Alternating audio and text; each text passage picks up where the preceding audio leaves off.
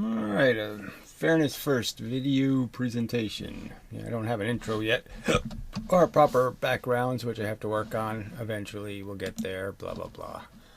So, anyway, so this video is one in a series attempting to defend the necessity of a third party to be able to force the two parties to defend their affiliations, what they allow to be part of the collective mechanism called Republican or Democrat. Now, for me, there's clear distinctions. Things Republicans will never let go of as their cherished thing are the religious kooks, okay, the filthy, dirty rich, that is, the rich who didn't earn it. They're always going to protect the inheritance wealthy, and the racist. Now, all of this gets into a conversation about racism, and so somebody left a comment to me implying that I use the term racist, and yet I'm saying I don't wish to be called a racist. The term only has meaning when you're going to apply race to being some sort of permanent aspect of what something is. So if your claim is, Germans were Nazis, therefore being a Nazi is in the blood of being a German. So Germans are all fascists and murderers. And so I have to kill all the Germans because they're by nature fascist and murderous. That logic is idiotic. Okay, so the racism that the Nazis had against the Jews was moronic. It wasn't for any good reason. It wasn't logical. They didn't have a hatred of Jewish culture. They had a hatred of Jewish. That's the difference. So if somebody's going to tell me, if I'm going to be on the same side with people who think what they see as crime or laziness or some other feature, and they say that's what black people are genetically. Okay, it's not because they were raised in slums. It's not because their parents were ignorant or any of this other stuff. I know there's no socio-economic cause for the general defect you might be able to see in the character of a large number of the class. Clearly, it's not the classes. It's not a genetic feature. Okay, it's a circumstantial feature. So there's no reason to have to kill everybody. It's like we didn't win the war against Japan and then kill all the Japanese because they were somehow genetically defective. That somehow they genetically couldn't understand that the war was stupid. Okay, it should never happened, and it was a bad idea and all that crap. Of course they could understand all that. Of course they could become civilized and join the world of peaceful, civilized people. So, yes, of course I don't affiliate myself with people who are morons and think they have some excuse to disenfranchise people based on their race. That's just retarded. All right. Now, and they don't want these standards, whatever they would be applied, to be applied evenly. It is just kind of ironic because, it could be argued that Asians have a higher IQ. So if IQ is all it's about, then we should all give the Asians all the important jobs, and we should all just be obedient to whatever they decide. Some sort of crap like that. I mean, these are idiotic arguments. They're just, and anyway, so that's what you're really affiliating yourself with when you say, well, at least the Republicans aren't as stupid as Democrats on this one subject of immigration, for example, now. The Democratic Party has clearly switched sides. It's clearly doesn't care about protecting workers anymore, protecting wages or any of that crap. And those were its foundational core subjects, and it's just lost all sight of that. Because it's realized it can get an extra 8 million votes, okay, by, putting its arms around, this constituency called immigrant. And by doing that, they think they got an advantage. Now, I'd argue their advantage isn't as good as they think it is because a lot of these immigrants don't vote Democrat. They don't share those values. They are, in fact, once they have it, once they're here, they're against the rest of the immigrants getting in. There's a lot of them like that. So, it is not working to their advantage anyway. And that what they really should do is try to seduce the the Reagan type Democrats, the Democrats that can be persuaded to cozy up to the Christian fanatics and the racist and the money whores if they're a little bit moderate in their attitude. If they're not too much in the front of the parade, they'll walk in the parade. So as long as there aren't too many of those ugly elephants in the parade, they'll walk in the parade, kind of thing. So anyway, past 4 weeks have been a nightmare over on the Texas-Mexican border. Well, we already knew this was going to happen, so it's not like a big surprise that because there's a big change in the political attitude that people will try to take advantage of that. And it would be a crisis for anybody, who has to manage it, because there's no politically correct way to manage it. Now, you can argue that Biden is a lot better than, say, Bernie Sanders. Bernie Sanders' solution would be give him $10,000 and build them a house. His solution wouldn't be to do anything to deter it. If most people know Biden's history, they know Biden isn't an open borders guy. But he has to placate the political party now. The political party's full of these people, and he has to create some fake policy that worms its way into everyone's heart somehow. Like somehow it's restrictive enough, and yet liberal, and yet restrictive, and yet liberal. He has to walk this silly tightrope because the Democratic Party is schizophrenic.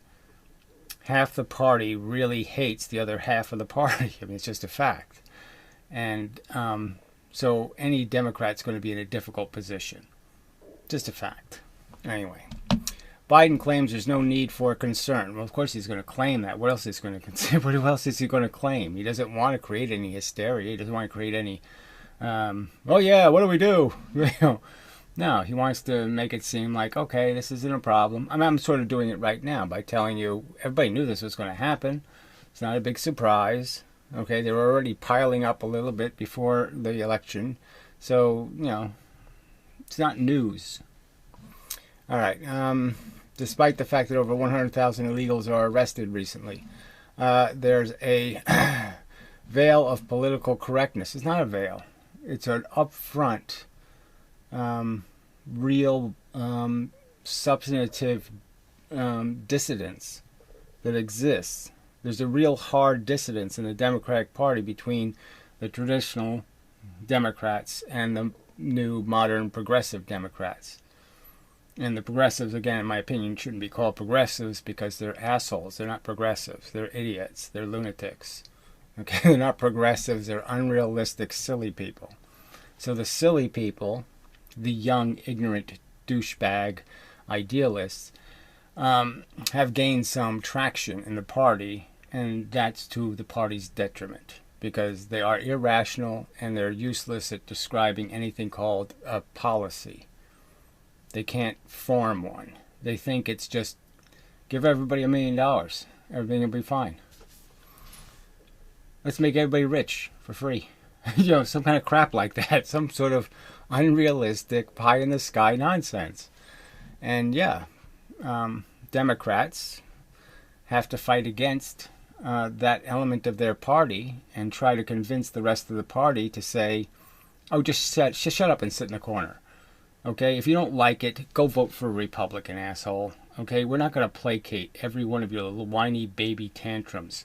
Okay, we're on your side. We don't want to put you in concentration camps. We don't want to brutalize you. But we also don't want to spend $4 million on every loop-de-doo silly idea you have. We're not going to give you a free car and a free house and, whatever, free hamburgers. Fuck you. Yeah, get a job. There's a veil of political correctness on this issue, obviously. Your Dark Side of Immigration video is one of my favorites. Looking at Looking at the like to dislike ratio was depressing. Well, you can't pay attention to any of that shit. But anyway, I mean, immigration's a real, it's not a fake issue. It's a real issue. The future's here. We have to deal with it. Now, in some ways, it is a world economy. One way, we can't really bail out of that. You're disrupting the whole technical flow of advancement in the world by thinking we can all sit there and become isolationist nations and we'll be better off that way. No, we won't. But there has to be some recognition that some systems are better than other systems, and you don't blend all the systems together. So the systems have to be understood as something worthy of preservation, the way of life kind of thing, and culture. And so you do have to have some recognition that you can't let every piece of the civilization crumble to the practical realities of the human race having to become, it's a small world after all.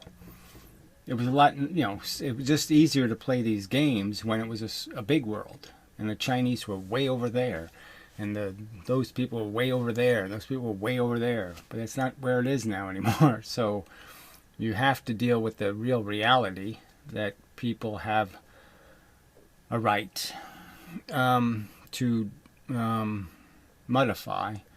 It's their prerogative, and that this transition to the future is going to have as its consequence certain events, and some people just aren't happy with those events. They're not going to stop it, so there's nothing to say really. The human race, I predict, will never be able to maintain racially pure states. I mean, it's not a practical expectation. They're not going to survive. So there's no other conversation really. There's no model of events that make it really practical for anybody to think racial purity won't be annihilated by nuclear radiation, because it will. If we attempt to preserve racial segregation, then you're going to end up in green. We're all going to be green. We're all going to be glowing in the dark. So anyway, so good luck with that. Anyway, progressive Democrats are the closest thing we have to a third party now. I don't see how. There's really little possibility of comparing the division in the Democratic Party to a third party, because it ends up being the second party, or another version of the second party, but it doesn't really give you the option of the third party. The third party is important because it forces the other two parties to reflect on their own positions.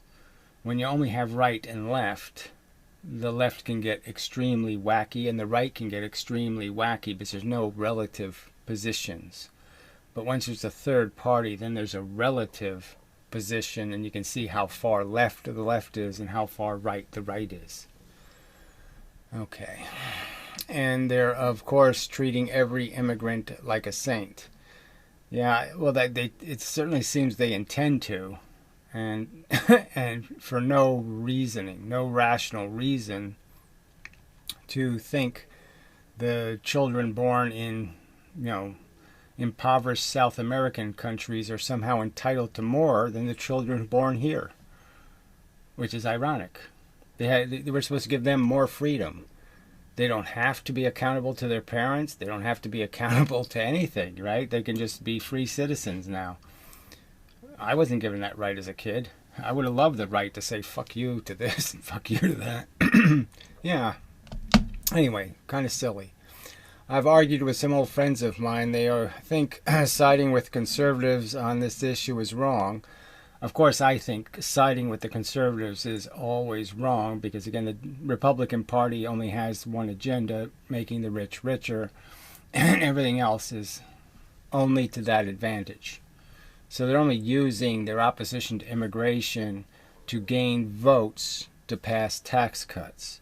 That's all it's for. They don't like immigrants, but more substantially, they love immigrants in the sense that immigrants destroy the wage base, and they only want to make sure the rich get richer. The rich don't get richer if the working class has some claim on the pie. And by immigration means the working class has no clout. It has no bargaining power. there's a surplus of labor, then the rich have all the power and they get all the pie. And so even though the conservatives talk the talk, they don't walk the walk, and that they'll do anything they can to increase immigration if it's needed. If there's ever a supply problem in terms of labor, they'll use immigration to fill it. So they have nothing against immigration, but on a subjective level. On all other instrumental levels, they want immigration. They need immigration. That's why Reagan's sort of famous for being, anti-immigrant, illegal immigrant, and then he doubled legal immigration. And legal immigration essentially was illegal immigration because all of the legal immigrants overstayed their visas. Okay, they had a visa for 4 months or a visa for 2 years, and they never became citizens, never did any of that stuff, and just became illegals. So, that's the joke. All right, anyway. Siding with conservatism, the issue is wrong, even though I was explaining why their points were valid. Well, see, that's the tricky part. Most of their points aren't valid. Most of their points are based on racism and are only being used for the purpose, again, of gaining votes to pass tax cuts. It's just to make the rich richer. That's their real only agenda. That's the only thing they see, is rich people staying rich. That the earned wealthy stay wealthy. So it's not even about the people who earn the money. It's just about all the people who inherited the money and making them richer. All right, I believe your message can calm down conservatives. So again, we're not really arguing about conservatives. We're arguing about reasonable people who find the Democratic Party so stinky now that they just can't even hold their nose tight enough to vote for them.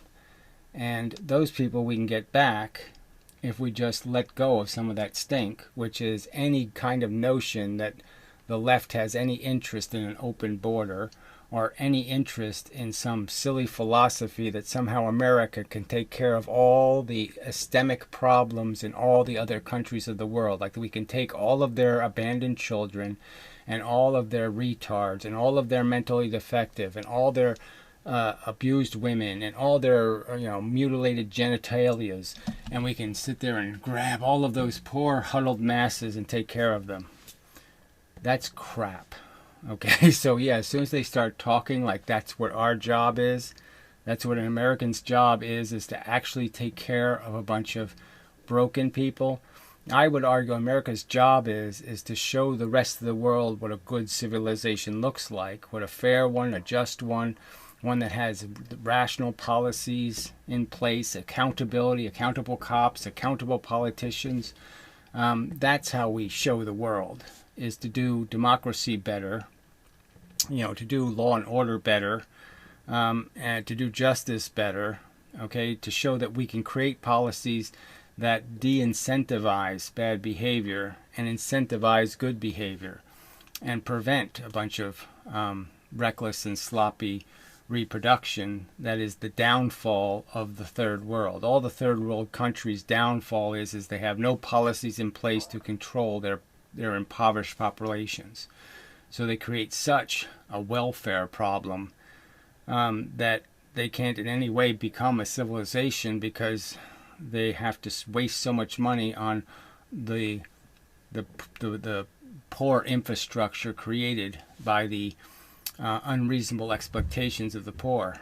They think they can make clean water out of nothing. They think they can make electricity out of nothing. They think they can consume without a bathroom, proper facilities. Yeah, no, you have to have all that stuff. And if you don't, you're going to make a mess that's going to cost 10 times more to clean up. You're going to be so inefficient in your function. So it's like a criminal. It's like becoming a criminal.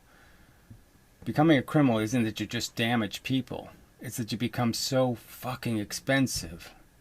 The system has to spend so much money prosecuting you and then imprisoning you. It's so expensive. You're like the most expensive welfare baby ever born are these criminals. A huge tax on productivity. And the whole point is create a society where you don't feed those. You don't make more of that. You have policy in place to prevent the creation of those criminals. And that's where our civilization is crumbling, is that it's doing less and less to ensure that people grow up to be civilized. All right, anyway. So, again, I don't want to calm down the conservatives. I would like them to all drop dead, because most of them are evil. It's the 20% of the conservatives who are really just rational people who recognize part of the easy equation, that the Democrats don't have a clue what a rational policy should look like. And that's a problem. But they're deluded enough to think conservatives have an answer when their answers are worse. It's just a fact. They're just worse answers. The left is fucking useless. So, yes, part of the left is useless. Part of the left is still the same left that knows you have to pay your credit card bills. You can't live on debt. You know, there's lots of the left who still know all these things. And they're in the left because they know the right just wants to steal all the money. But there really isn't a choice. I mean, it's not left and right. It's just obviously evil and stupid. So if you have two choices, overtly evil and stupid, you have to go with stupid and hope you can educate them. All right, we need as many allies as possible. See, that's the dangerous part. We need allies that have some kind of sincerity. Okay, that's what we need. Okay, placating bad policy voters, that's no good. So we need to shave off the free immigrant votes and get back the hard-working, America just wants a fair deal guy vote. The fair deal guy, the guy who just wants a fair deal, that's the guy we gotta make into an ally again. That's who used to be the Democratic Party. People who just want fair fights. Okay, and the new left just shits all over anyone who doesn't agree with them. Well, whatever, everybody just does that. So that's just part of the game of argument, so you have to deal with that. There's nothing new in that. I mean, that's been around forever. The point is you have to be able to make some better arguments. And, it's to me, the argument isn't that complex that we can't make it. And, but no one is making it. There's very little... Unfortunately, the idiocracy is so deeply entrenched that all the news programs are idiocracy, and the rich people just pay for idiot propaganda. There's just no intelligent presentation of the political arguments. They're not being framed in any arena that's rational. The arenas are all fixed. Fox News, CNN, they all have agendas. And so there's nothing out there just trying to do this fair fight thing. Fairness first thing. They're not trying to do it right. They're doing it from some group's advantage. And that's why that's a huge degrade in the public square. The public square is now being manipulated by propagandists because it's not a public square. It's not one man with a voice. 200 years ago, there were no megaphones. There was no way to exaggerate your voice. Every man had one, and you only had one. And now it is very manipulatable, and people's money buys sound. Money buys speakers. Money buys, and so groups can control the meme music, what's being played in the background, and that's a real problem. And so now the fight has to be understood as part of the fight. Unfortunately, is that we have to give more than your blood. I mean, it's a lot more painful for the poor to finance an argument. They have to sacrifice real comfort, and it's just very unfair that this is the system we have. And it's unfortunate that most people just keep Facebooking right into it. They keep paying the millionaires to chain them up. Keep giving them more money to chain them with. And they got to quit doing that. All right. So appreciate the comment. I think I addressed the gist of your argument. And that, yes, we're going to have to be political, and we're going to have to have the conversation. But, you know, that's the whole thing. I mean, compromising your honesty to placate people is stupid. I mean, it doesn't work in the long run, I don't think. So you have to maintain some kind of sincerity. But yes, you can explain to people, I don't have anything against you.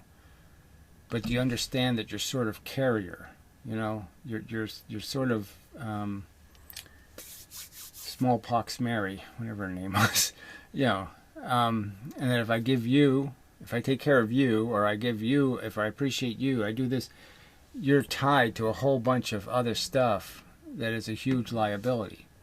And if you can separate yourself from that, then I don't have an argument.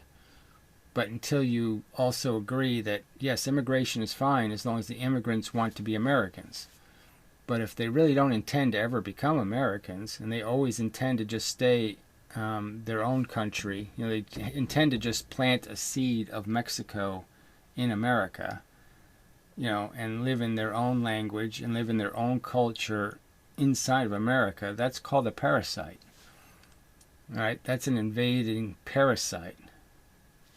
Why shouldn't it be viewed that way? You're going to kill the American plant, you know, by invading it and infecting it and sucking its blood. You know, why should anybody think that's reasonable? All right. Something like that. So, yeah, that's enough for this video. So, appreciate the comment. And I hope to get through some more. Like I said, I got lots of projects. It's lots of work to do to try to help promote or defend or argue for or support in some way the creation of these mechanisms that will provide some power. But, you know, things like the Young Turks aren't going to do it. Things, you know, all these other, this bullshit out there trying to pretend it's the vehicle of our salvation. No, it isn't.